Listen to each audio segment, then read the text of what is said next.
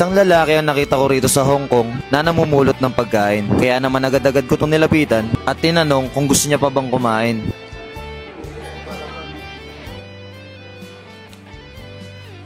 Bro, you want more eat? You want more? Eat, you want more? More? Hungry? You hungry?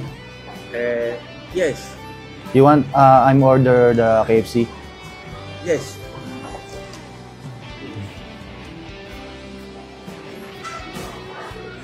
Ayun na, may makukuha pala siya ng pagkain. At agad-agad naman na may lumapit na babae na kinausap si kuya, pero hindi ko naman alam kung anong pinag-uusapan nila. Gawa na magkaiba nga kami ng lengguwahe, pero sa palagay ko, inaalokan niya ng konting tulong si kuya.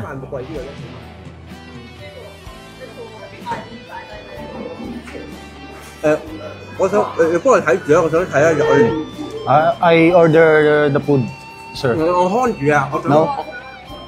Order. I pay. I pay. You want? You want? You want order the food? Yeah. Yeah. I pay cash. This.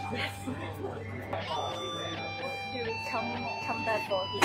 Thank you for helping me. 42.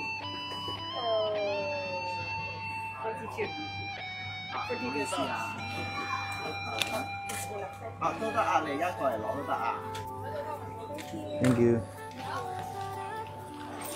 I buy him some noodles, maybe. Thank you. Welcome. Are you okay, Dad?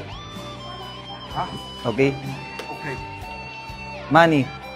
Yes. You want money? Huh? You want money? For your... Yes. Yes. How old are you? Age. Hindi kami magkaintindihan. So, I give you $50. Huh? For your buy to your food. Okay? Yes. Huh? Thank you. Coins. For you. Thank you. Huh?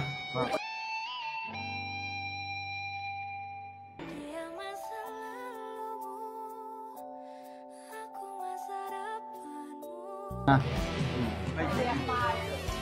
Pray to God. Pray to God. Huh? Yes.